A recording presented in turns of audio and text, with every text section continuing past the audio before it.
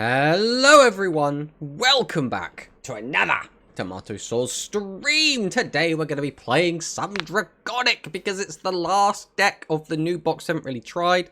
There is some other bits and bobs we might look at in the future, such as like the tier thing skill, like with the new Chrysaor, because that's kind of a deck that's been doing okay in tournaments. The other thing is like Chaos Galaxy. Chaos Galaxy is another weird one. Where it's not really its own deck, it's kind of just like Galaxy Fusion, but you try and just shove some Dark Galaxy stuff in. I don't know if we really consider it its own deck, but it's like enough of its own deck, I think it's worth talking about.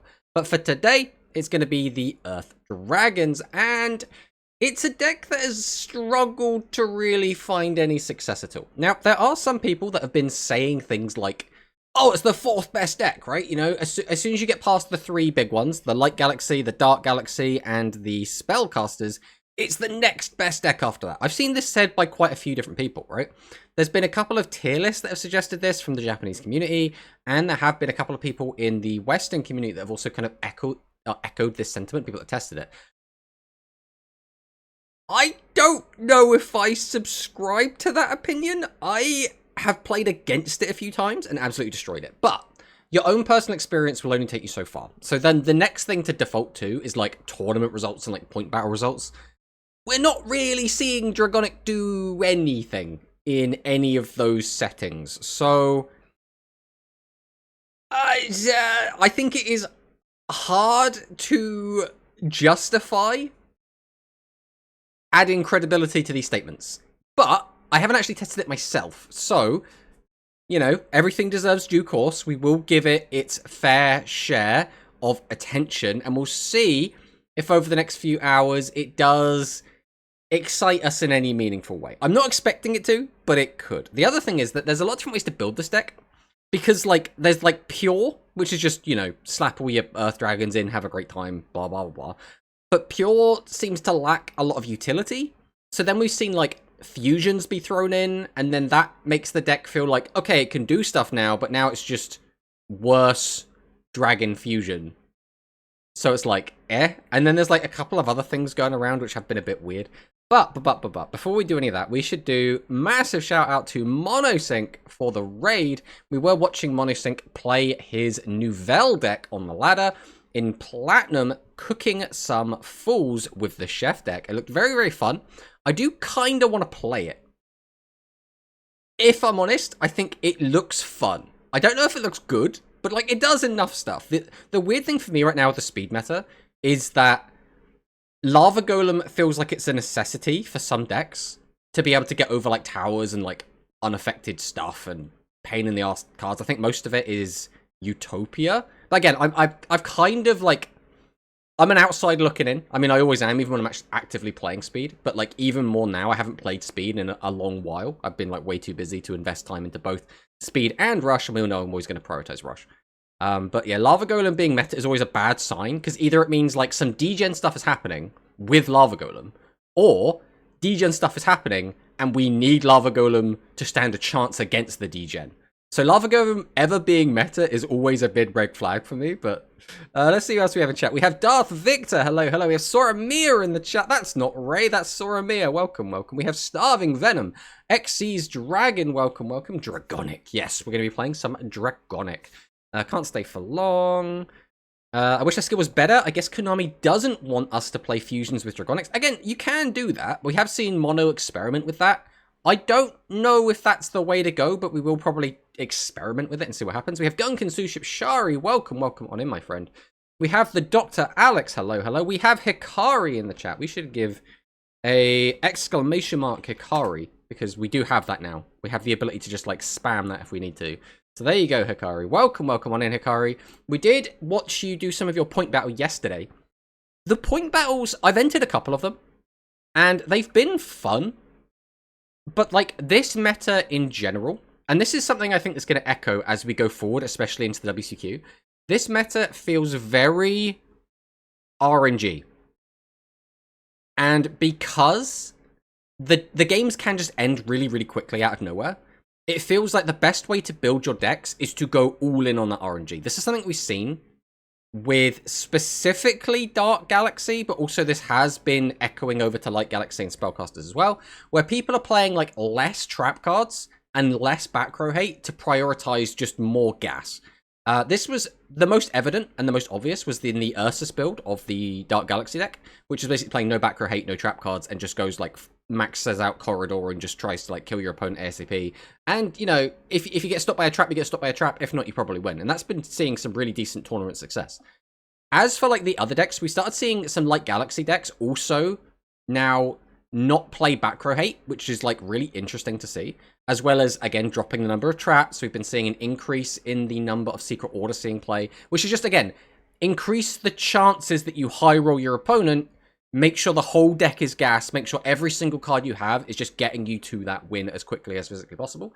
And that seems to be where this meta is going, which is like fine, but it's a bit, I don't know, when you've got your foot down the whole time, it's like, where's the strategy? It just becomes like the strategy is throw tactics out the window, just go face, right? Just go as hard as you can every single time. And then whenever you draw a hand that can't do that, you feel like you've gotten really unlucky. So this meta is not, I don't want to say this is like a bad meta, but this isn't my favorite meta that we've had.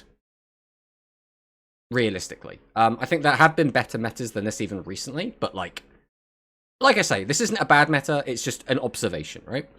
They can easily get rid of all the traps, and so, I mean, it's one of those things as well, where, like, a lot of decks can get rid of all the back row right now. Like, even Light Galaxy, which is arguably the best deck in the game right now, has Plasma, which could just pop a load of back row. So, like, getting rid of back row is not even, like, Dragonic's, like, own niche.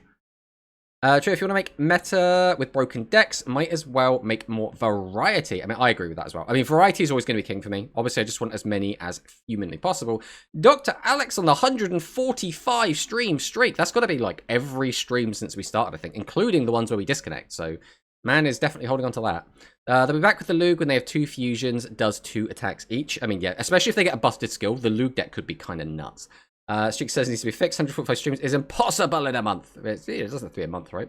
Why do you hate dragons or something? The more broken decks, the more variety. Therefore, you don't play against the same 2 decks over and over. Every archetype would get a broken skill for variety. I mean, that would be ideal, right? Japanese tier lists are never accurate. I think the Japanese players put a lot more stock into ladder and point battles. And point battles basically is like a condensed ladder.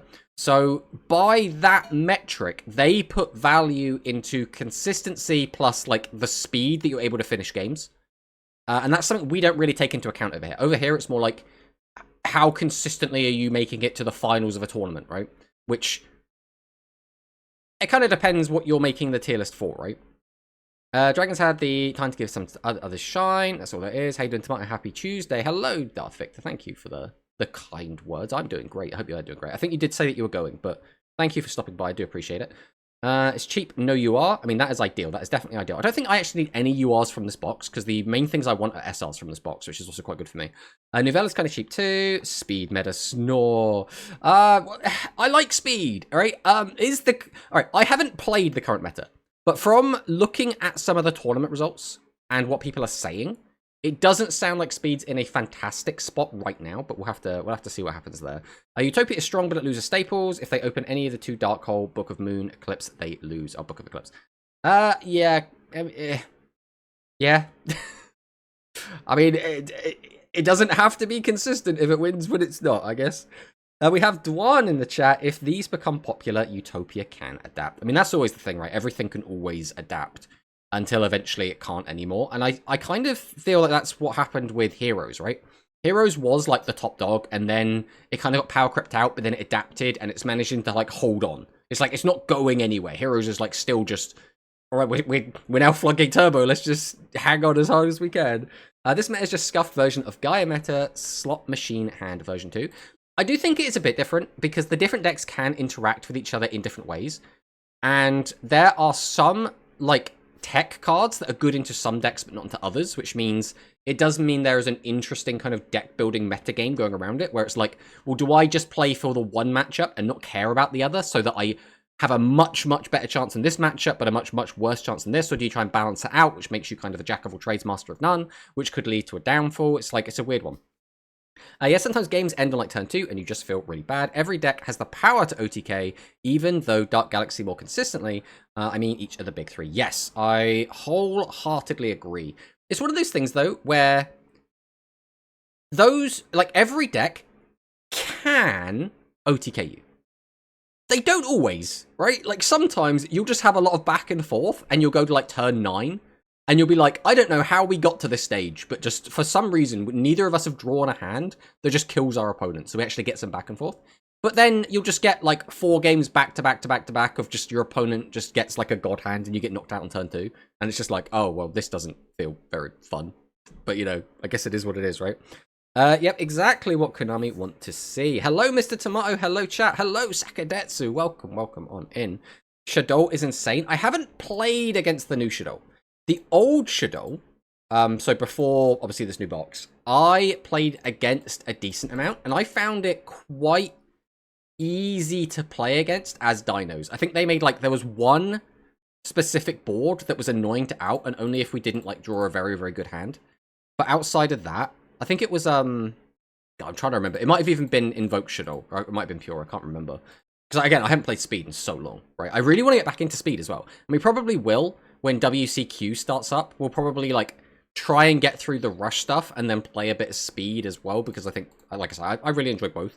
So, I just wish Shadow could get a divorce from Winder. No, that's not allowed. That's not allowed. They must always be together. Is that negative impact in the chat? Welcome. Good morning. Fucking Winter son of a bitch. Gludo! It's funny as well, because I think for a decent period of Shadow's lifespan, not even necessarily just in Duel Links, but in TCG, Shadow was considered like a thinking man's deck. But now it's just like, herp derp, floodgate, herp derp. And it's like, what happened? What happened there, you know? I faced a 43 win streak Shadow in TCG. Sup, forehead man? Listen, right? The size of my forehead is none of your goddamn business, okay? But hello, Zaki boys. Welcome. Yellow button effect. I mean, yeah. It's one of those things as well, though, where I think skills do cause issues. At the same time, the game wouldn't be the same without them. It wouldn't be Duel Links without skills, right? So as much as I am the kind of person who's like, skills maybe do a little bit too much in some situations, I think you really have to pick and choose the specific skills that are problem skills. And it's not just like all skills bad, right? King Games, not TCG. There we go. Good afternoon, Mr. Tomato Dragon. Hello, Barox. Welcome on in. +3 trap, +1 monster face down, +1 stupid broken card. I'm getting the feeling, just like I'm empathically picking up on this. I don't think Kim Friend likes Shadow. I don't think he's a big fan. Either that, or we're overcompensating and he loves Shadow. It's one of the two. Definitely one of the two. Come play Rush, you know you want to. Well, Rush is like... Alright. Let me try and, like, quantify this right now, right? For me, specifically, before this box came out, bearing in mind, I haven't played since the box before this box came out in Speed. So I don't really have any input on, like, the Exosister stuff or the Ancient Gear stuff. But I thought the meta was in a really good spot. I, personally, was like, I like this meta. This is enjoyable for me to play. But that's because, like, my dinosaur deck could, like, relatively easily play through Rezo. And I think Rezo was, for a lot of people, the boogeyman. And they were like, well, my deck can't beat Resonator, so I don't like this format. Playing a deck that could quite consistently beat Resonator, like, a lot of the tops I got in those tournaments that I was playing was because I was just farming Resonator players. So because I felt like I could beat Resonator, I really liked the meta. I don't know if that's, like, the popular opinion, or if, like, most people in Twitch chat just play rogue decks, so they hated it, or if people that actually played, like, tournaments at a high level really, really enjoyed it. I got the impression that people that did play tournaments at a high level genuinely really did enjoy it, but, like, you know, the casual ladder players didn't enjoy it so much, which is, again, absolutely fair. You shouldn't necessarily be like, oh, just because the players that are winning tournaments all the time like it, that doesn't necessarily mean that's how we should balance the meta, right? But, that's how it was. And for Rush at that time as well, the meta was in, like, kind of a dire spot. It was just kind of Gaia everywhere. And before Gaia, it was like Dragon Fusion, Psychic Fusion. And both of those kind of sucked. But as we progressed through, and as Gaia got hit, I then thought that Rush started getting a lot better. And then with the release of these 3 new decks that we have gotten, I think Rush, again, has taken a really good step forward. Where even though this meta isn't perfect, because realistically, there's never going to be a perfect meta. That's not how card games work. You're never going to find a perfect meta that's going to last forever. That's not how it works. If you look at like Edison format didn't last forever. It was here for a bit and then it went away. And then the players themselves brought it back, right? Because they liked it so much. And that could happen theoretically in some degree, but it's probably not going to happen, let's face it. So for me, I think the current Rushdle meta is in an okay spot. The problem is, every now and then, you will just lose. You will have done nothing wrong. There's nothing you could do about it. Just GG, go next, right? There's nothing really to be said about it. And sometimes you'll go on like a 12-win streak, having really done nothing spectacular, but you just drew good hands. And that's just kind of the meta we live in right now. It's not fantastic, but it's been worse. I do think this is still miles better than the Gaia meta. I do think this is miles better than Psychic Dragon meta. So, personally, am I satisfied with the meta? Yes. But then, that's a good thing because we're about to go into WCQ, right? So, personally, I wouldn't want to play in WCQ in this sort of a meta because it's the sort of thing where you're going to play so many games in such a small space of time that it can get frustrating if you lose just like 4 games back to back and you didn't do anything wrong and it was just like the RNG just wasn't on your side, right? At the same time, I still think it's enjoyable to play like casually, and I think tournament play is still really, really fun. But for speed, we're in kind of a weird environment where I feel like the meta was in a good spot, and now it feels like the meta is maybe in a less ideal spot. And again, we're right before WCQ. So it's like, if the meta was in a good spot and you basically ruined it. I mean, again, this is all hearsay, right? This is I'm getting secondhand information. As far as I'm aware, a lot of people don't like the current speed meta. If you guys like the current speed meta, that's completely fine as well. Like, let me know in chat. Do you guys like the current speed meta? Because just for me, I would just want the meta in a healthier place as possible for the WCQ. Now, obviously, there's still the World Championship itself, and I assume we'll get more product between now and then, like some kind of update. So, like, they have a chance to, like, fix it. There'll be, like, a post-ban list or whatever, but... let's catch up with chat. Because we've been yapping for a long time. What does he like? I mean, true. Kimfra loves Shadow, just like he loved Rush. Real, and true. Rush, dead turn 2 because you have no life points. Speed, dead turn 2 because you can't play. I mean, that's not entirely inaccurate. I made an account for Rush and went from rookie to king of games in a day, so I don't know about Rush. That is almost one of the good points of Rush, is it is very casual friendly. You can just hop in, pick up a deck, learn it very, very quickly. The matchups aren't super complicated. You could just jump in, get up to the highest level very, very quickly. And I think that is one of the strengths of the game. Now, some people say that means it lacks depth, but personally, I think it's just like, they've deliberately removed a lot of barriers to entry, and I personally do like really appreciate that. Is Bomber Dragon Tri-Brigade the best variant of the deck? You're asking the wrong person here, hey then, but welcome to the chat. If anyone in chat wants to let them know. Almost every game it feels like that when facing Dark Galaxy. Hello, Quantum. Yes, I would say that Dark Galaxy is the worst offender at let's spin the wheel and see who wins. Because, like, sometimes you will just sack your opponent. You'll just draw the God Hand turn 2, and they're just dead, and there's literally nothing you can do about it. But I do think that does carry over to the other decks as well, just to varying degrees. Dark Galaxy, I would say, is the most variance, but Light Galaxy also can just draw like the God Hand and absolutely destroy you out of nowhere. Spellcasters less so, because Spellcasters sort of rely on your opponent having a very specific board. But because, for example, Dark Galaxy plays a lot of like 0 defense and 0 attackers. So a good example of this is that you're playing Dark Prophet, has 0 attack, 0 defense. So if that gets flipped up or pierced over, you're taking full damage. You also have to play Apocalypse. So if you put that face up, that can get changed to defense and pierced over, 0 defense. If you set it, it can just get pierced over for 0 defense. So like, Spellcasters as well does have a good chance of just OTKing I would say specifically Dark Galaxy, because Dark Galaxy do play the more like 0 defense, 0 attack cards. But I think all of the 3 big decks do play those cards to some extent. I just think Dark Galaxy plays a bit more of them. So it's an awkward one. It's definitely an awkward one. New box, so good, except broken Glue Doll Winder Turbo. I mean, what about the Utopia stuff? Now, I know the Utopia stuff is like primarily, I assume primarily, in the structure deck. But I've heard that like Utopia FTK is a thing that people aren't really happy with. I kind of like it. The only thing I'm not sure is Shadow. I lost to a Shadow that you only use the skill to abuse Dogmatica cards. I see. I have seen that Shadow Dogmatica is like a big thing that has been doing really, really well. So we're going to have a look at that in a minute, actually. I want to go through and take a look at some of the more recent tournament results and see what people are saying. And see what like is actually doing well. New skills are letting you play Lava Golem / Nibiru, so this might be a really toxic meta. It's a weird... it's so weird, isn't it? Because the idea is we make it so the skills don't lock you out of Nibiru Lava Golem.